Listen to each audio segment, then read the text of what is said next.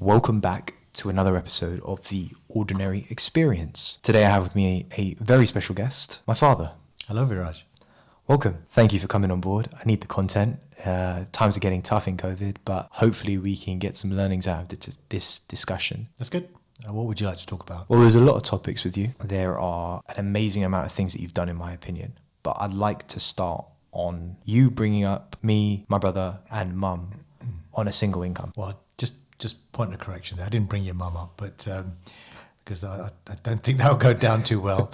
The key thing here is really we were set up for success by your granddad. Your granddad. So you're saying we were primed for success by him? Absolutely. I mean, he was a first generation migrant from Kenya, and as a result, he had to do most of the groundwork when it came to setting up the big ticket items, and that's the heavy lifting of getting a house, establishing ourselves in the country, and trying to understand the mechanics of bringing up a family in the UK. Any first generation individual would have to do most of the heavy lifting. So I regard myself as second generation. Yeah, I think that's a good topic to go with. So let's do that. Okay, let's run with it. Where were you born? I think if we're going back that far, we might as well start with that. Kenya, Mombasa. And that's 1967, obviously, and we came to UK around about 1969, I believe. We bought a house in Tooting, London, United Kingdom, and what was quite amazing in those days was that the house itself was about £7,000.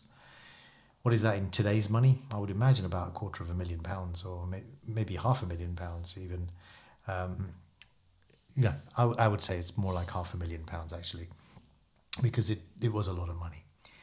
But your granddad came in, bought that, and obviously paid off the house pretty promptly, working his butt off very hard. Was he the only one bringing in income at that time as well? No, actually. They didn't do that. No, I think they just didn't have enough earning power on their own. So, my mum, your grandmother, worked in a factory on a number of occasions, different factories. But they started off there, and I think she used to make some form of electronic boards. So soldering was one of the things that she did in Tooting. My dad worked in an import and export company in Ilford. So they brought a humble salary that probably paid the enough for the mortgage and enough for us to get by in food. But I do remember we did have some luxuries. I mean, we were some of the first people to have a TV, a colour TV. I remember we were the first people to have a car, an amazing car for that matter. So we never compromised. We were one of the first people to have double glazing, if I remember right, as well. Double glazing, yeah, in Tooting, yeah. So we were many firsts, I remember, but I didn't realise that at the time. Do you think having those firsts led you to the success that you had today? Or I think whatever definition is success. Yeah, I think my dad was very practical. He was functional. There were no airs and graces at all. I remember at one point that he would he couldn't find his belt, and he just got a piece of string and used the string as his belt. I think the perfect example of that is that we have a duvet to sound dampen the room here. Yeah, that's right. So it's innovation at its heart, at its core, I guess. But yeah, so he was very creative when it came to making sure that the family got what it needed. There was always food on the table. There was no shortage of any food or anything, and the house was always practical. And I don't think I ever heard my mum saying, we don't have this or have that. So maybe that did have some effect on me in making sure that I always provided enough for our household. So, how did I do that? I didn't go about thinking, I'm going to be a single earner in the household. When we first got married and we settled down, your mum and I, it was very much a dual income.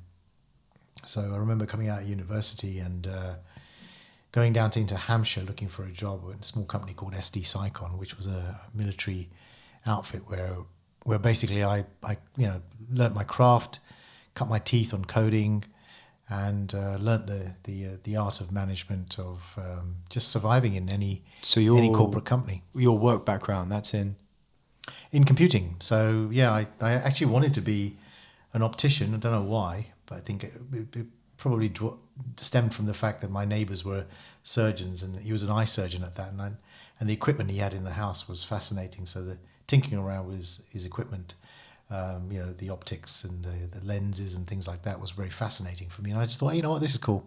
I could do this. But I didn't have the grades. And my brother at the time just pushed me into going into computing. It was a new thing coming out. I had a great passion already at the age of 18. I think when I was 18, I was already building computer programs in the computer club at school. And I think by the time I got to university, I already had about 4 to 5 years worth of computing experience, which is probably unheard of in the 90s.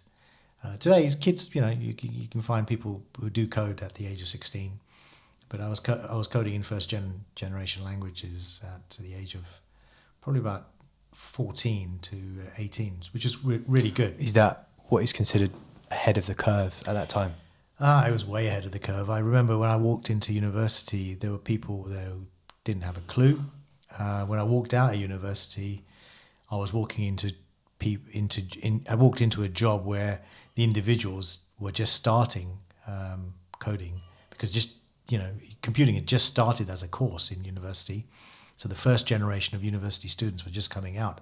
I think I was the second generation of university graduates coming out. So they were 1 year old in computing in terms of coding, and I already had about 5 years of experience. So they found it really odd that somebody coming out of university had more experience than they did. But that was just circumstances at the time. These were individuals who'd taken subjects and then dropped into computing. I was doing computing and then continued doing computing. Right. So as a vocation, I was kind of going in the right direction for a successful career. So computing was paying well. At the time, I think I was earning about 14 to 15,000 pounds a year. That's about it's 800 pounds net coming home as a graduate 25 years ago. It's a lot of dough. That's a lot of money. I was able to buy a Golf GTI Mark II, and with that, obviously, I used to commute for a little while, but then eventually I rented down in Hampshire, which was much better because I was able to save some cash as well. Soon after, I remember I literally worked really hard in SD and SD Psychon, to the point where people did begin to recognize my skill and my coding capability. And I remember one evening, one of my managers came up to me and said, what are you doing here, Sonny? I said, I'm just got nothing else to do because I'm not planning to go home this weekend. My girlfriend's coming down, and Mum and I weren't married at the time. She's coming down, so she said, "Oh, okay." So when she comes down, I'm going to pick her up, and I'm going to spend the weekend together. And I remember that I was fixing bugs in some code back then, which was to do with various different other systems. But I'd fixed around about, say, 30, 40 bugs in a day. And the whole week had amounted to about, say, 150 bugs I'd fixed in a week. And he said, what did you do this week? And I was having this conversation, and it was Friday night, and I was still there, and it's 5:30, everybody had gone. And I was just going through my tests, effectively, of checking all these bugs out. And he realized that I'd fixed 150 bugs in a week, and that nobody else had fixed that many in the whole year. So the first thing on Monday, he called me into a meeting with my boss and said, listen, this guy needs to be coding full time and not just seen to be as a graduate. He clearly can do the work. The work is good quality. And I got a break, essentially. I was put onto a project team rather than left onto the side, just doing whatever I wanted on the support work. Right place, right time, right knowledge. Absolutely. It was fantastic. And I loved it because I could have just carried on the whole weekend. If Mum, Nishma wasn't going to turn up, I was going to just carry on, turn up to work on Saturday and Sunday and carry on fixing bugs because I really enjoyed it. So how long were you at SD Psychon? SD Psychon, overall, the company got bought out twice and merged into another company. So 13 years. I didn't really move. 13 years honing your craft. Yeah, 13 years. I stayed in one company, grew with the company, and if I was to tell you, my career went from £14,000 to within the next 5 years to say 24,000, and then in 6 years' time I was earning £54,000. So by the age of 28, which is around about 6 years, I was on a salary of 54,000 quid, which is a very handsome salary even today for many individuals. So for me, £54,000, it was like I'd won the lottery and gone to heaven, to be honest. And I remember £54,000 was buying tickets to far-reach places like Europe, Italy, Spain. Michael Jackson concerts with tickets at £400. Anything I wanted, I could afford, pretty much. So what was so special about SD Cycle that made you stay there? There were some amazing individuals. I think. Do you think you'd be the person you are today if you hadn't? No, I think there was a period of about 2 years where I think I'd overstayed. Okay, so you recognise that? Now I do. At the time, I didn't. I think there was one thing I've recognised is when I've enjoyed myself the most in any company is when I've met good people who I either worked for or worked with.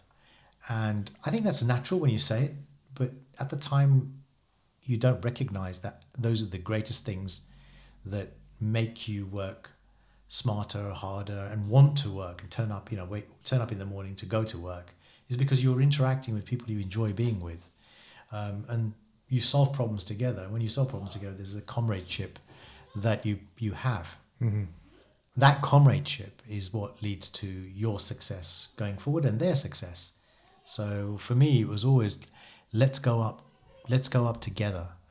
Let's succeed together. Let's conquer the next project, and position ourselves well. And I remember that's the way I always thought, and that thinking actually came from my personal life in my community, where it was all about bringing everybody up together.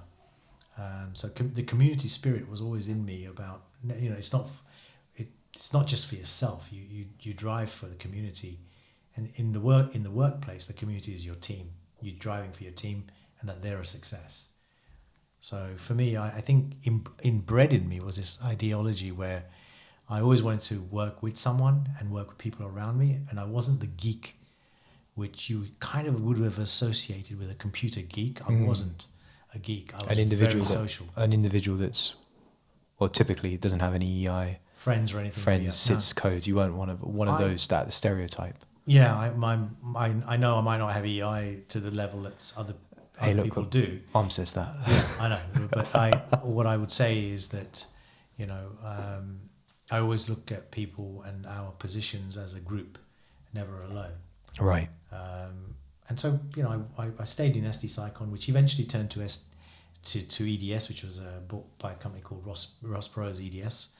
And there I actually had the pleasure of going to Belgium for about 3 years, where I was on a ridiculously high salary of 54,000. I remember on the way during that journey from 14,000 to 54,000, I had all sorts of ideas around how do you get pay rises, how do you double your salary, things like that.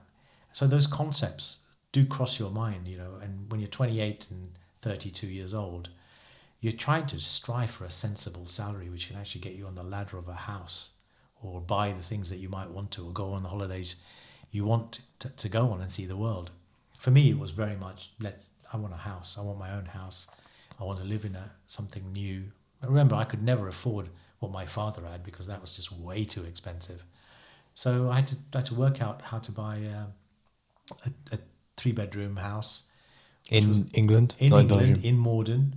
And how does one go about doing that? Well, you need a deposit, right? So I squirreled away as much money as I could. Were you doing this while you were dating Mum, or was it something that you'd started before? No, so I started work, and immediately when I started work, 25 years ago, my father said to me, you should start contributing 10% or 5% or 4% into your pension.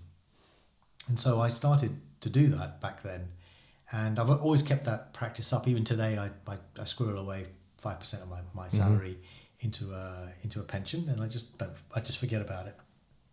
But back then, there was things like ISAs and tax-free accounts and bonds and all sorts of things. This idea of free money that the government gives you. It's money that they will match, or they will, like in a pension, you know, if you put in 20 quid, they'll put in 20 quid. You put 50 quid in, they'll put 50 quid in. And so therefore that's a fantastic way of collecting free money. ISAs is all about tax-free interest, sorry.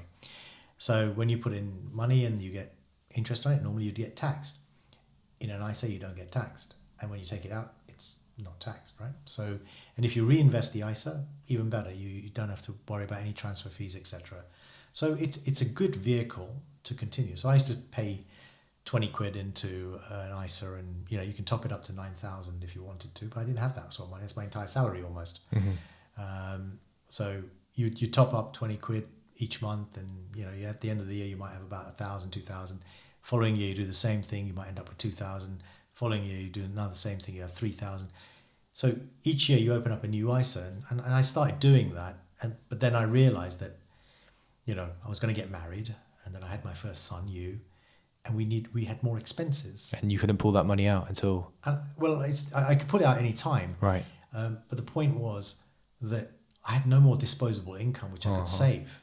I had to dispose of the income into getting nappies and new clothes and food and milk and stuff like that, right? So ultimately, you know, your savings plans start to break down. You know, your strategies of saving start to break down. I even went through a period where we started buying and selling shares, thinking that was a fantastic idea. But the problem with buying and selling shares is that you've got to be on top of the knowledge, and on a daily basis, you've got to make sure that you track things.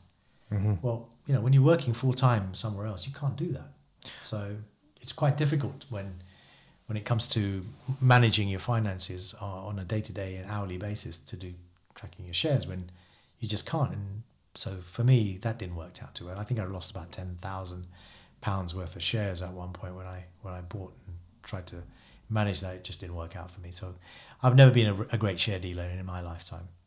I think what's difficult to comprehend is you obviously you bought this place in Morden on your salary and this was at 54,000 or just after that? Yeah, so I think that I came back with 54,000 salary for about 3 years. You end up spending a lot of money where you are. However, I had saved, you know, jointly we'd saved about £20,000.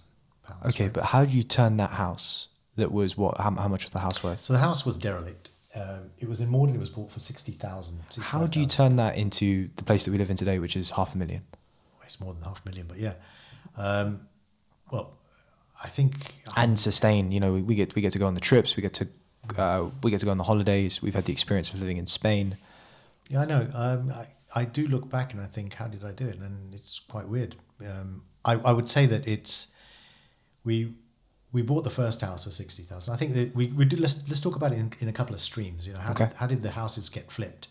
How lifestyles change? And then maybe, you know, how did the money support all that? So, because for me, what's quite interesting is that you haven't changed. You're still the same individual, give or take. I don't think I've had time to change. Your lifestyle is what I mean. You haven't had any lifestyle creep. No. You've stayed constant. I mean, you've dropped the Hugo Boss suits for, you know, T-shirts. T-shirts, yeah. But I think that's just part and parcel of the job now. I think you get past that. So, you know, let's talk about styles if you want, but let's do the house first, because I think that explains a lot of your lifestyle. So the house, my dreams were to have a 10-bedroom house with, you know, 4 garages and an acre plot of land around in central London, which was never going to happen. Even you know, that sounds like Buckingham Palace to me, but you know, in my mind, that was achievable when I was about 16, and then it became reality, and I realised actually the only way I'm going to do that was maybe if I found myself in the Outer Hebrides in Scotland or something. I might be able to do something like that. But I was in London, I was in Hampshire, and I needed to find a place to live, which was near my mum and dad, because my mum and dad were getting old. So I decided to buy a place in Morden for 60,000. We did it up. We took 20,000. 20,000 was good enough in those days to turn a derelict house into something sensible. We did a lot of work on our own. We put a kitchen together. flooring together. Was it fun? Yeah, it was great because I knew how to do most things anyway, and my dad was a good DIY guy, and where we couldn't do plumbing and things, we got people to do that, so it's cool, you know. It was a nice house. It was a quaint house. It was a small house. It was a terrace house. It was, you know, to have more than 2 adults and 1 child in there was going to be difficult. So when there were 4 adults and 1 child in there, we knew that something had to change, and so it did. Turned up one day, came home from work, having discussed with Mum that, you know, we needed to move, and you know, Mum Nishma, she just said to me, "Oh, she sold the house." So you were in the house, and she said she sold the house. Yeah, I'd come back from work, and she said, "Oh, you know, we talked about it yesterday that we needed to move. Well, guess what? I've sold the house." And I turned around and said, "So where are we living?" She says, "I don't know. We better find a house." So we had precisely 6 weeks to leave, and I didn't know where we were going to go. But I think I went back to work the next day, and Mum started looking for a house, and she found a house around the corner. Right. So she said, "Oh, I found a house around the corner. It's 150,000." I said, "Well, how much have you sold the other house for? Our house for?" She said, "Well, 120,000." I said, "Well, okay. Well, there's a 30,000 gap there. What are you going to do?" And I think that's when things started to twig in my mind that, you know, you're a slave to the system the minute you decide that you want something more. So from 60,000 we flipped the house to 120,000, and then from 120,000 we needed to find another 30. So I went to the bank and I said, "Can I have another 30?" And they said, "Sure, no problem, Mr. Acharya. Give us your salary." And I said, "Well, here we go. It's 54 grand." They said, "Oh, no problem. You can borrow whatever you want." So they gave me the 30,000. I borrowed, I think, about 50 or 60,000 just to get the house done up a bit as well. And we just took the mortgage out. So, you know, we're now mortgaged up to about 200 grand. So hold on. The mortgage on that place is about £200,000. It was, yeah. As in now or previously? It was previously it was 200,000, yeah. Okay. So then we lived there for 5 years, and I think Samir was born. Right. And I think at that time my father had passed away, and, you know, your grandmother was not well, and she was clearly not keeping very well with her illnesses. So she decided that, you know, we decided that she'd live with us as well. And you are still the only income earner? And still I'm on the income on it. So yeah, your mum stopped working and started looking after you, your brother, and my mum. How do you go about making a decision between the two of you like that? It's a hard conversation to have. And that is a hard conversation. Well, you know, when you get individuals in your family who don't really step up to what they need to do and actually contribute towards the lifestyle that you might want or you wished for, I guess somebody has to make sacrifices. And your mum, you know, Nishma, she made the sacrifice of her career to actually step up and take care of you, my mum, and everyone else around her while they were either suffering from some illness or another, or not able to really contribute in the capacity they needed to. So for me, at the time I was probably quite naive about what was being done. Looking back, it was like, oh my God, we gave up so much. For others. For others. In the case of my mother, I have no doubts it was the right thing to do. In the case of your Nishma's mum and dad, when they lost their houses, no issues there. I think that was the right thing to do, contribute and look after them as well. But and everyone else, including my brother's first wife who passed away, we looked after his kids as well, and all of those things all added up to a sense of duty of what you needed to do. And I think that is what drove me most of the time to say, you just had to step up to the plate. I guess I didn't wake up and say, I got to do this. I just thought, this is what you got to do.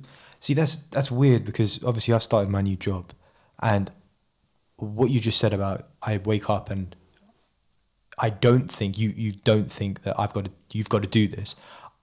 I say to myself, I wake up and I say I've got to do this because it's but I guess we're on the same lines of we're both doing our duty. We're both doing what needs to be done rather than not what we want to do. I mean, I wanted to do many things when all this was going on, but I couldn't.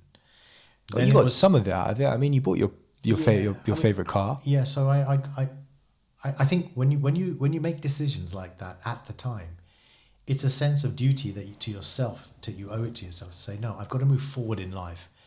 How do I move forward if I'm not moving anywhere? If I'm just standing still doing what I'm doing, I'm not moving forward. So any form of activity that moves you forward, including earning something that in a job that you may or may not like.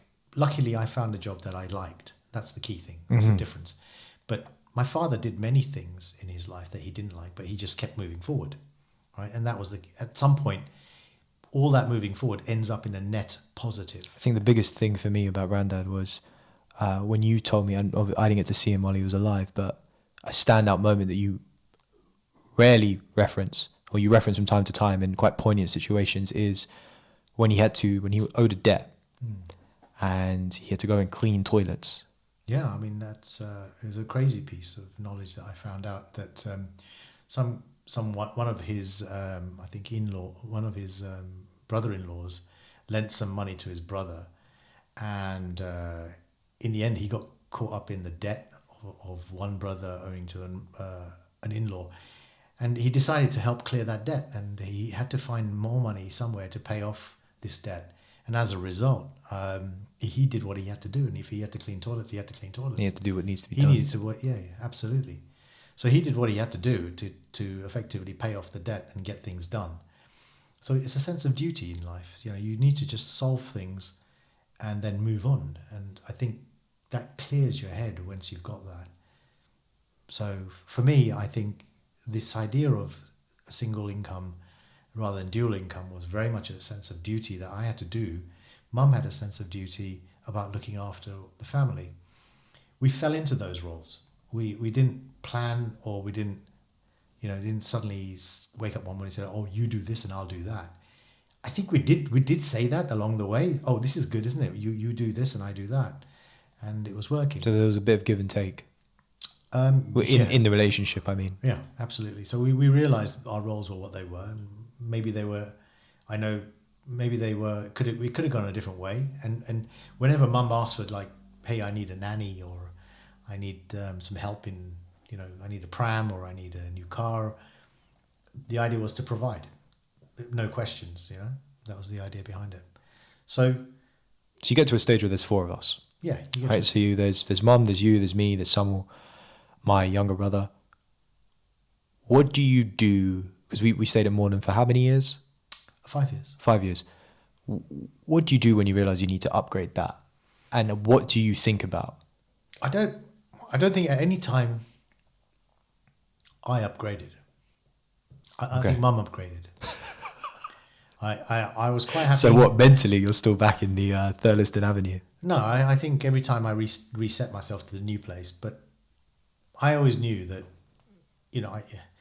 if I was chasing something, then it was success at work. It was like a project I wanted to get done, or write some amazing code, get something fixed. Those were my ambitions at work, and those translated into a paycheck at the end of the month, and that paycheck got used up in some way or form to either pay a mortgage, and then there was some money left over. Right. But you could never see the bigger house with the money left over. It's like, 500, 600 quid, maybe 1,000 quid at the end of the month. You can't really see a mansion come in with 1,000 quid at the end of the month, right? Mm-hmm. So I was never prepared to buy a £500,000 house. I was not in a state of mind to buy a £500,000 house. When you say state of mind, what do you mean? I didn't know how to buy a £500,000 house. I thought I had to save £500,000 right to buy a house. Uh-huh. It was only when I met a gentleman. I think Samir made a friend at his nursery, and I think their father was an amazing accountant and a real financial wheeler dealer, and I think he did a great job in actually giving me the confidence and convincing me that actually I could move into something amazing. You could move forward. I could move forward beyond the £250,000 house I had in Morden. And I could have a £1 million house. And I just looked at him as if he was an alien being. I said, how can you do that on the salary, you know, a 54 grand salary or something like that? What's it like when, you know, obviously you have a peer, someone around the same age, is around a similar sized family. What is it like when someone says that to you and says, look, you can do it? As someone in their middle age. Yeah, it's like, oh my God, where have I been hiding it underneath a hole? So it's like SD cycling all over again. It's like, oh, I've been in this for too long. No, it was a revelation. It Right. was this total revelation of thinking about money in a different way. I mean, this gentleman would think about money as, you know, it's just money. It's not the be all and end all. You need to find ways to get it, and it doesn't need to be got through hard work, through 24/7 work, and then you can buy something. No, you can actually go to a bank and say, listen, you know, give me my 3.5 times my salary, and by the way, I've got some collateral in my equity in my house, which I even didn't know about equity at the time. That's how Right. naive I was back then. So do you think that up until that point, you were still living with this immigrant mentality of I have to Totally. save to do anything? Yeah, absolutely. I was. My father never spent more than a penny that he earned. Right. Right. So when I met this guy, he was, you know, he opened my eyes to think, actually, there are other ways to structure your finances. And I think without him, we would never have had this house, because I would never had the confidence to buy a £500,000 house, and also keep the other house, which was fantastic, which was now rented. So for us, this was the big step forward in our lives, where we were able to turn a corner into, you know, second generation thinking. Right. And I think that was the first thing that I recognized that was the turning point for me. Using credit. Using credit, but obviously I still have this first generation mentality where I've got to get that credit down to a manageable, that debt down to a manageable level. I still think we make it a good game of the 24K per year. Yeah, absolutely. There's many ideas where I try and challenge the family to say, let's try and save 24K. You know, any dual income family will struggle unless they're on, both of them are on £250,000. They'll struggle to save 24K. Standard salaries around now are about 70K. You know, in the government, you can, if you've been working for about 25 years, you'll get 50, 60K. So on average, two family incomes are about 75 to 140K. It's a lot of dough. A lot of money. And I had to earn All of that by yourself. by myself, 150K, you know, year on year. So at your peak, if you're willing to talk about it, what did you earn? I think the best years, I would say probably $250,000 to 300,000. Damn. Yeah.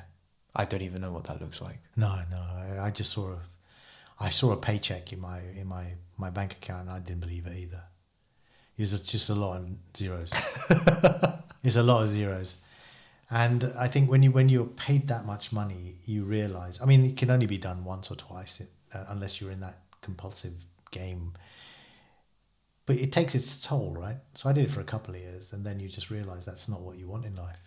So Right. you realize that I want to bring up the children. I want to see more of the children. I played with you more than most dads, I think. I think that after that was when I started seeing you, when you were more consciously in my life, or at least I consciously recognized you in my life. Before, it would always be at home. Yeah. And I remember times now, looking back, where I noticed times at home when I was spending time with you. And, you know, summer was with us. I think you can always earn more. At what point do you say, I'm done. I'm okay? Yeah, I was done like 10 years ago. You've just been coasting for 10 years. No, not coasting. I don't need to earn more. That's the first thing, because I have everything I need. And once you know you have everything you need, you've just got to replace it, upgrade it. That's a good question. How do you know what you need? Well, is it a feeling, or is it I look around and I say, you know what, I'm okay? You know me. When I'm about to buy something, I'll chew on it for about a month. Well, I mean, you research it to friggin' death. Exactly. I research it to death, but I actually hold off from buying things because I listen to my body and say, do you really want it? And we have this tension inside me that says, yes, you need it. And the other side says, no, you don't. And so I have this internal battle always with myself, whether it be with a pair of shoes or a belt or a car. And, 80% of the time or 90% of the time, the side that says you don't need it wins nowadays. And so have you been able to not contain, but not put yourself through so much of that process as you've gone through the years? So it's become less and less impactful on your body and your mind. I think in 2015, that was my lowest point, I think, where my body was at its worst state, I think. So we're talking about health? Health-wise, right. Yeah. 2015 is when, my cholesterol levels were like 8.9, and I think 10 is dead. Right. Right. Didn't the doctor say, oh, yeah, this was when the doctor said to you, I don't know how you're still alive? Yeah, that's right. I turned up and he said, I don't know how you're alive. It's impossible. You can't be walking. So it's like if you've got this metal rod and there's water being run through it and the lime scales built up over the years, I think there's like a 2 millimeter gap in my veins, and that's how the blood was flowing around. And they said, if you don't do something, we don't think you'll live. So I think that was a turning point where I joined the Prudential cycling Did thing. a 100k bike ride. I got onto statins. I changed my diet, and from I think it was about 95 kilos, I got down to 78 kilos. And that was great. It was a fantastic couple of years. And then after that, I think a big life change happened with all of us. And we sort of went to Malaga. That's an interesting point that I want to ask you. Did it ever cross your mind that could have been a bad decision? Well, Malaga. Yeah. I mean, you went away. I was starting my A-levels. Samir was about to start his GCSEs. Mum was at home with the both of us. Did you ever think, actually, this isn't a good idea, or not? No. Did you see the sun and just run for it? No, I actually went for this job because of what I was going to learn. Right. So for the first time, again, after much deliberation, working for a company where I think it was a company called Cognified, which I'd moved into at the time. Lovely company, best company I've worked with for years, and two founders I really respect, Miro and Stuart.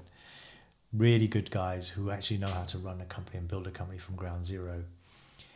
Spent enough time in there, but I just couldn't get those guys to actually turn and invest in some of the things I wanted them to do.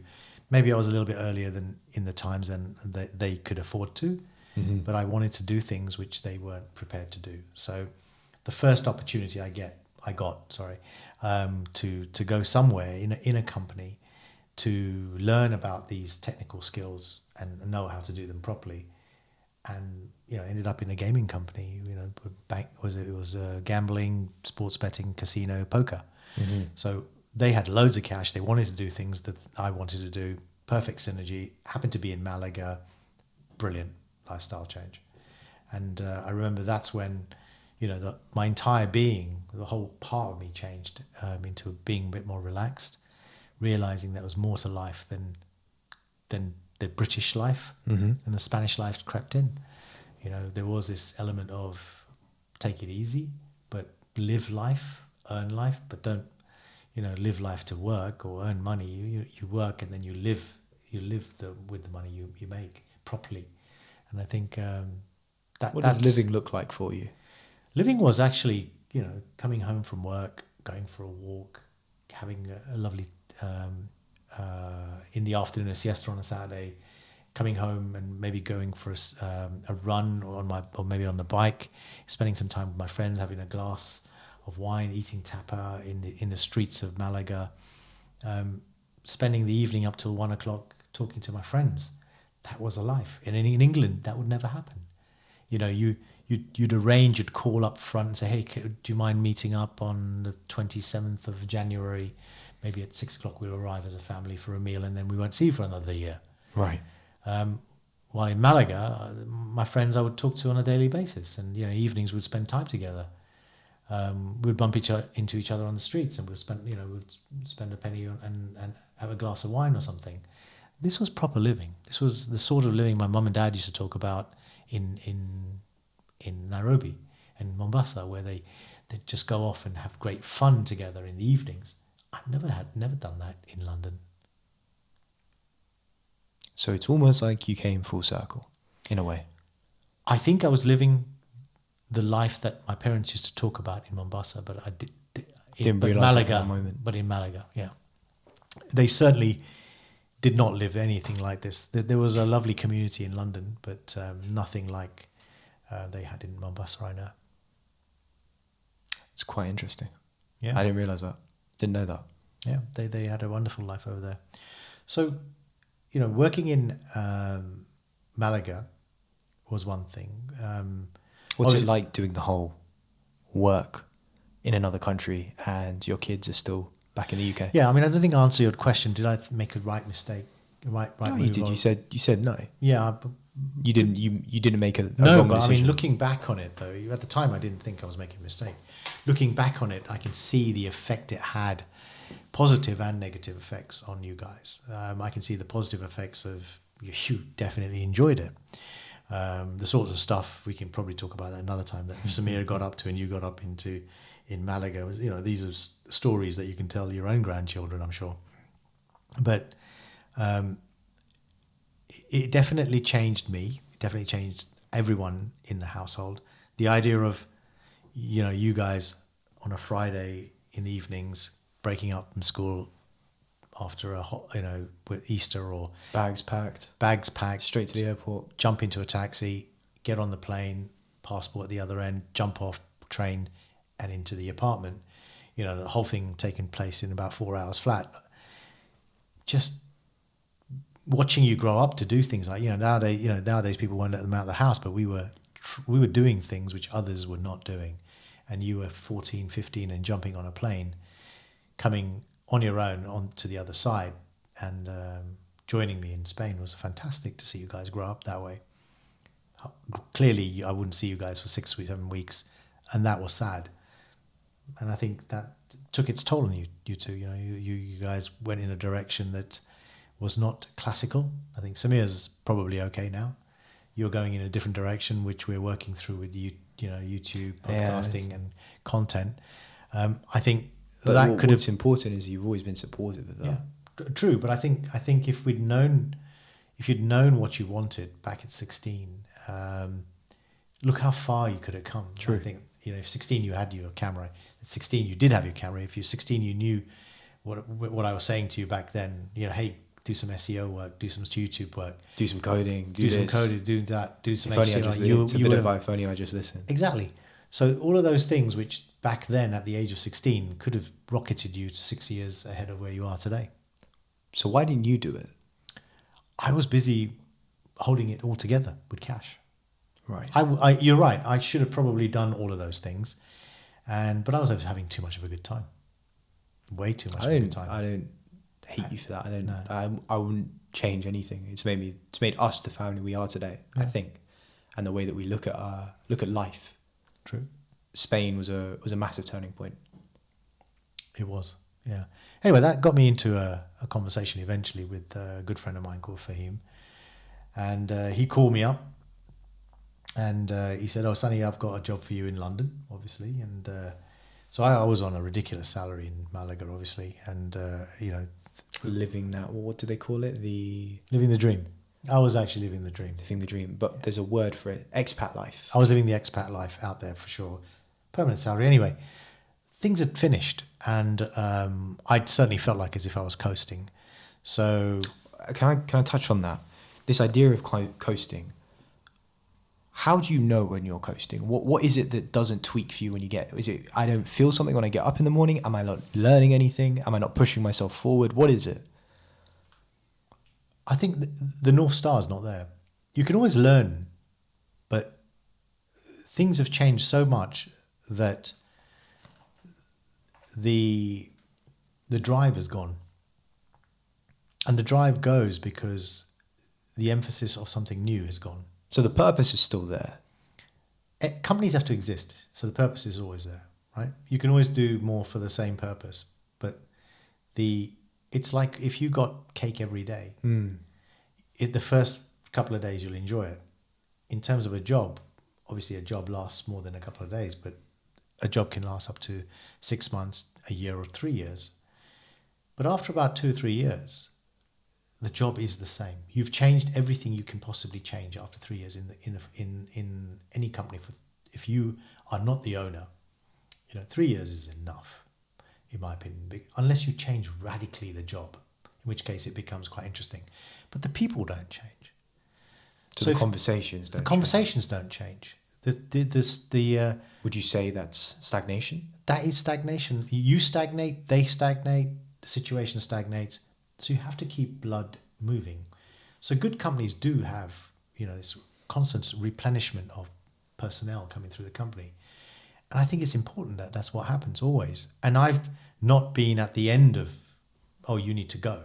Mm-hmm.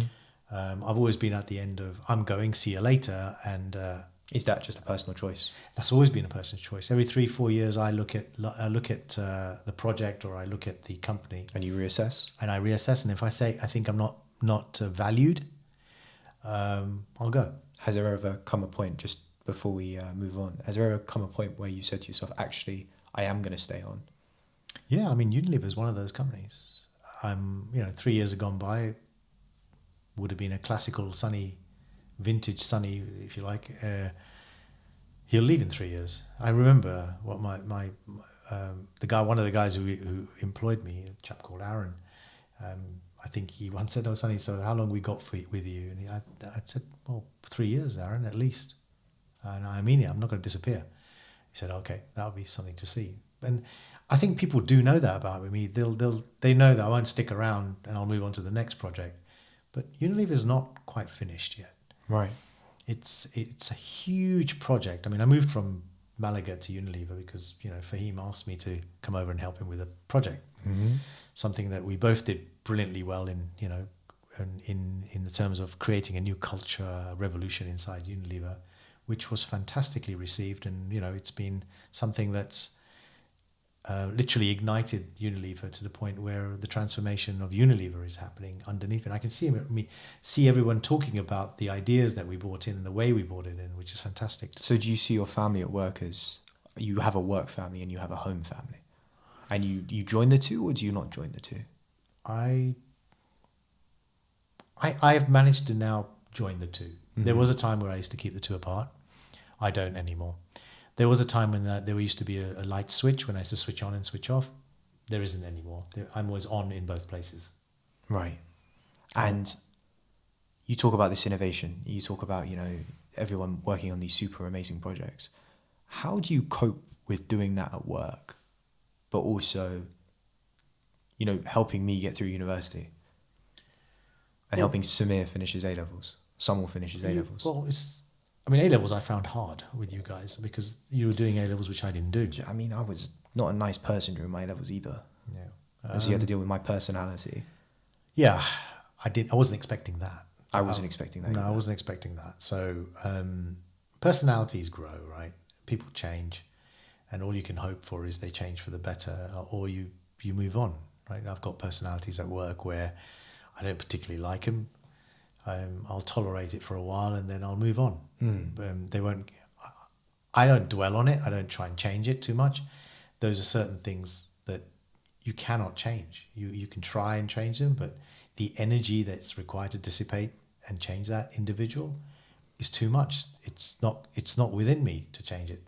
Sometimes there are greater people, better than me, that can change it and do that, and that's what they're meant for. So you need to know who you are. Sometimes you're a person who will inspire others, and sometimes that same inspiration will turn people off. Right. You just need to know that one individual who gets turned off is never going to be turned on by you in any way or capacity. So don't dwell on it. Acknowledge that that's not their cup of tea. You're not their cup of tea, and just move on. Mm-hmm. It's not an easy thing to learn about yourself, that you're not the best cup of tea for everyone. That's all right. I'll come to live with that. It's I got this far, so I must be all right. Yeah, I'll keep saying that to myself. Nobody else says it, but now you're all right. Yeah, I'm all right. You're doing a good job. Yeah, you are. Yeah, so Unilever is where I am today. And it's not about money anymore. It's So what's it about now? now it's about helping others. It's about trying to dissipate the knowledge I've acquired into other individuals and make sure that, like yourself, Mum, Samir, the people at work I know, they get a bit of me as I go through my growth and in my career, which is not about cash anymore. It's more about how do I get others to do more and learn more and be more inspirational in themselves about what they can do. That's where I get my fun. Individuals who don't want to be on that journey with me, I will just sidetrack. I don't have an issue with that. Do you think the younger Sunil would ever realize that he'd end up in a place like this? No, I always knew that my community was not going to be the community that my grandfather had, your Right. grandfather had. My community was going to be somewhere else. And I had to find that. And so for me, I found it in my workplace. And the people I was able to help and rally and support and drive to another level in a successful manner was not, the community, the Hindu community or the Indian community in Tooting. It was the community that was my workplace and the people around me. So I did what I do. I did the community work I did do, but I did it at work. Right. And that's how I square that one. You just put it in that box. Yeah. Right. It's very clean cut, that. It's in the box, it stays in the box. My community is not other people's, it's not what my granddad's community is. When did you realize that? A long time ago, I realized that the skills I had in building teams was a direct descendant from the skills that I got working in the community when I was a young boy. And so you just used that I just used that, just translated that into a workplace. Into my workplace, creating cultures in the workplace. How do you build cultures? How do you do transformation? How do you transform and gel a community is no different to how do you transform and gel a new team. And what about transforming and gelling a family and bringing them together? Yeah, I'm pretty crap at that, but yeah, yeah. I think family is one of those things where I just stop because I feel family needs to evolve. And evolve at different times, or evolve in their own journeys? Just evolve. I'm not a dictator at home. I'm a very liberal individual. Freedom of thought is one of the biggest things that my dad taught me, and I think freedom of thought is important. Freedom to do is an interesting thing, but freedom of thought is important. Freedom to do is in the bounds of what is acceptable in society in this household.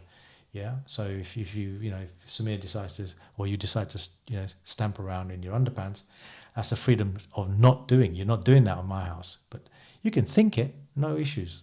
Right. Freedom of thought is okay. Freedom of do. I'll bear that in mind. Yeah. So, but if you think about it, thinking is more important to me than in this stage than to doing. But doing is also what gets you places. But the first thing is that you have to break the mind to think in a certain way before you can do. And so people who don't even think in the right way or have the passion to break the barriers of thinking can never do. So thinking back in hindsight, to wrap this up slightly, in the last 54 years, is there anything that you'd change? Or would you keep everything exactly the same? No, man, I'll change all the stages. That's not really a fair question, because some people say, "Oh no, I wouldn't change anything." I would change loads of things. I'd buy a Porsche Turbo for starters, right, rather than a Targa. I would have bought 5,000 bitcoins rather than 10 or 15 bitcoins. I would have bought. Yeah, I would have done loads of things differently. So absolutely. Hindsight is brilliant. And would you, in hindsight, have got Mum back to work? Helped Mum get back to work? Yeah, sure, for sure. I think there was a route there where she could have, remained in Portsmouth, and there was a way through this without losing the job. with mum having the job, she would have been like chief nurse running the bloody hospital trust, I imagine, by now. Probably. Yeah. So that would have been dual income. We would have been somewhere else. We may not have been in Malaga. Might not have been having this conversation. We might not have been having this conversation at all. You're right. So I think that particular one, I think you need to ask your mum whether she'd do that. Well, we've got to get her on at some point. Yeah, but for me, loads of changes along the way. We made mistakes, and mistakes were all those ones that, you know, when you make a mistake, that was the point of change. If you made the right choice, you made the right choice, but if you made the wrong choice, you made a mistake. So that's the point where you would have made a different choice, right? Agreed. I made loads of mistakes. But like you say, you fell fast. Yeah, 54 years of failing fast, yeah. Oh, it's a lifetime of learning. I mean, was it? Only yesterday I ordered the curtains, right? Completely messed that up, didn't I? Put width and length the wrong way around. I think that's you just getting old. Yeah, anyway. Look, it's been an absolute pleasure. Thank you. Thank you for coming on. It's great. It's good. It's good to talk about it. I'm sure we'll talk about it with other things. Thank you. Appreciate it.